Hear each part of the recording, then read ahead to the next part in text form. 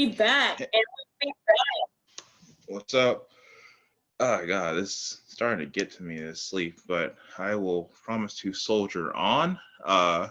You know, much like it's like just me continuing, it's just as big of a sacrifice as, I mean, just name whatever battle you want to name. I was thinking about the soldiers of Iwo Jima, just instead of planting a flag, it's me planting my head on a pillow. I was thinking the Napoleonic Wars, but that's because I'm on Succession Bend. Fair enough. It is pretty Shakespearean. I think it's based off, like, not based off, but really influenced by not King Lear. I don't know, one of them. The one that's about Richard III, I think, is that one. Macbeth. Macbeth. It's about. All right. Well. Shakespeare. It's based off something. I think anyways. Going back to Descrantimonious Desantis and woke and Donald Trump, we had this hilarious clip of Donald Trump, well, being Donald Trump. So let's take a rip, as the Beybladers used to say. Let her rip. That's also what I say when my stomach starts rumbling. Oh my. And I don't like the term woke because I hear woke. It's like just a term that use half the people can't even define it. They don't know what it is. A lot of things going on with our military, with the woke and all this nonsense. They're not learning to fight and protect us from some very bad people.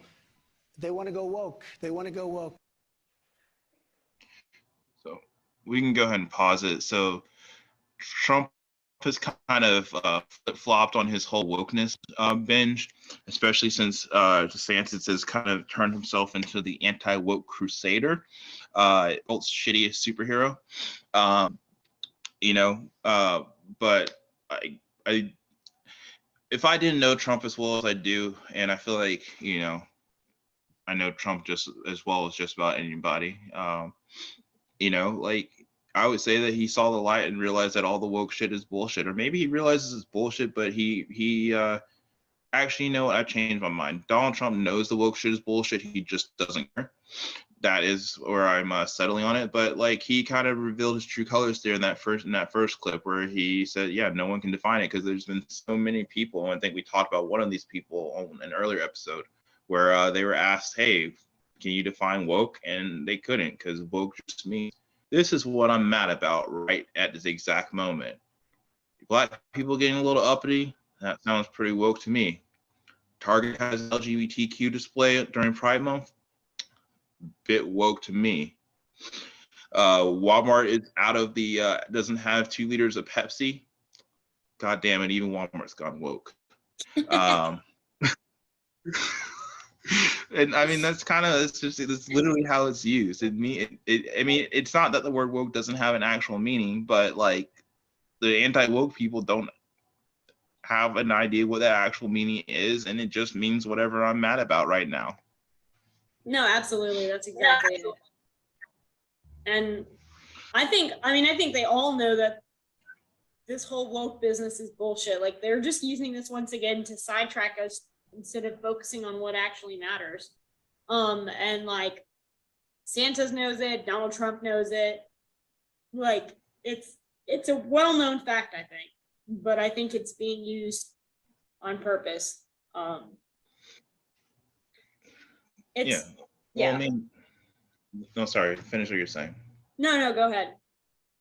Well, I was gonna say, it's kind of like, I mean, like, what else are the Republicans can't run on? Hey, we're gonna cut taxes for rich people, because, like, no one's gonna vote for them if they actually share what their actual goal is. Anything else they have is basically unpopular. We're gonna kick tens of millions of people off of food stamps. No one's gonna. Well, some people are, but those people are crazy. But most people are gonna be running around saying, "Yeah, kick those poor people off of food stamps. They should have known better than to be poor." And so, like, all they have left is, especially after Roe v. Wade, they literally just have, like, boogeymen left. And we saw this in the midterms where it was literally trans shit, critical race theory, and it didn't work. you know, the Democrats had one of the best years for incumbent president in the midterms ever. And they kept the Senate too. But that's literally all they have. That's all they have. And so they're just going to double down. They're just doubling down on something that didn't work. And while DeSantis had some success with it in 2020, a bit of an outlier when you look across the country. But as we talked about his polling numbers earlier, like it doesn't hold up when people have actual issues that they're worried about, and you're just going on about the woke and the leftists and all this bullshit. But I need to put food on my kids' table. Yeah, exactly. And like, I think it's I mean, that's not all that the Republicans have. They also have the Supreme Court in the bag. That's kind of all they have is the woke and the Supreme Court.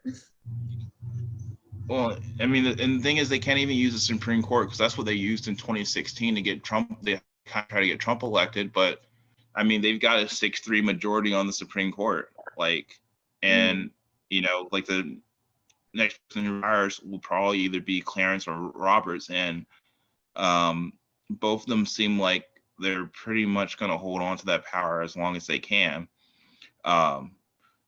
Like, I just don't see him retiring anytime soon. Like, it just doesn't seem like it will be an issue, at least, you know, probably. I can't imagine it can be an issue in 2 years, let alone maybe in 6, but I can't see it being an issue in the next 2 years. So yeah. No, absolutely, I agree.